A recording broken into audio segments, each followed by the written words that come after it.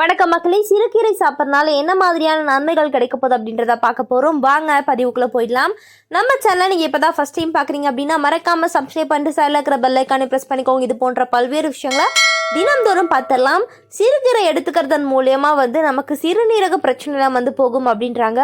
ஏன் அப்படின்னா சிறுகீரை சிறுநீரகத்தோடைய உறுப்புகளை பாதுகாக்கவும், அதே மாதிரி தாராளமாக நமக்கு சிறுநீர் வெளியேறணும் அப்படின்னு நினச்சிங்கன்னா நீங்கள் வாரத்திற்கு 2-3 முறையாவது உணவில் இதை கட்டாயமாக சேர்த்துக்கணும் அப்படின்றாங்க. இந்த ஒரு சிறுகீரையுடன் மிளகு, அதே மாதிரி மஞ்சள், இது மாதிரி ஏதாவது ஒன்று நம்ம கூட சேர்த்துக்கிட்டு எடுத்துக்கும் போது அதில் இருக்க சக்திகளும் நமக்கு அதிகமாக கிடைக்கும் அப்படின்றாங்க. எனவே சிறுகீரையுடன் நம்ம அதோடைய வேர் கூட எடுத்துக்கலாம். இஞ்சி, பூண்டு, பெருங்காயம், மஞ்சள் தூள் ஆகிய எல்லாமே சேர்த்து நம்ம சூப் மாதிரி வச்சு குடிச்சிங்க அப்படின்னா நமக்கு பல்வேறு நன்மைகள் கிடைக்கும். அதே சமயம் தலைவலி குணமாகும் அப்படின்றாங்க.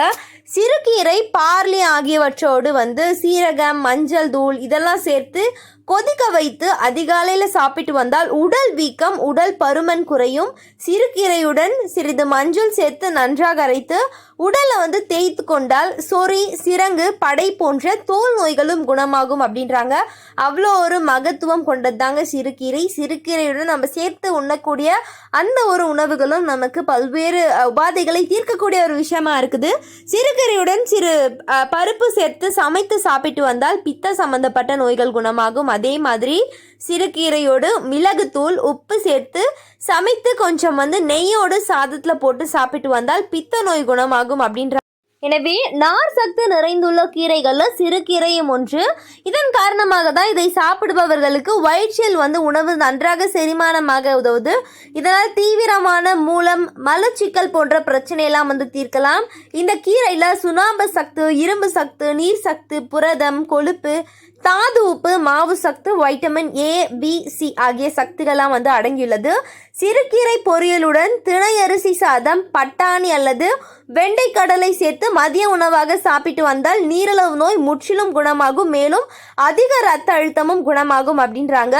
நம்ம காலையில் எழுந்து குடிப்போம் காஃபி, டீ இதெல்லாம் பதிலாக நம்ம ஓட்ஸ் கஞ்சி அல்லது பார்லி தண்ணீருடன் சிறு கீரை பொரியலை சேர்த்து சாப்பிட வேண்டும். இவ்வாறு சாப்பிட்டு வந்தால் நமக்கு கல்லீரல் கோளாறு, மஞ்சள் காமாலை இதெல்லாம் தீர்க்கக்கூடிய ஒரு விஷயமா இருக்கும் அப்படின்றாங்க. ஏன் அப்படின்னா இந்த கீரையில் இரும்பு சத்து தாராளமாக இருக்குங்க. ரத்தத்தில் உள்ள நச்சு கழிவுகளை வெளியேறும், அந்த ரத்தத்தை சுத்தமாக வைத்துக்கொள்ளும், இரத்த சோகையை தடுக்கும் அப்படின்றாங்க. உடலில் இரத்த காயங்கள் ஏற்பட்டால் இக்கீரையை காயங்கள் ஏற்பட்டக்கூடிய இடத்துல கட்டு மாதிரி கட்டிட்டோம் அப்படின்னா கிருமி நோய் தொற்று இதெல்லாம் போகும். சீரகத்தில் உள்ள கற்களை நீக்கவும், இந்த ஒரு சீரகம் நன்றாக செயல்படவும், அதோடைய உறுப்புகள்லாம் பாதுகாக்கவும் நம்ம வாரத்திற்கு ஒரு முறையாவது சிறுகீரையை சமைத்து சாப்பிட்றது நம்மளுடைய சிறுநீரகங்களுக்கு நல்லது அப்படின்றாங்க.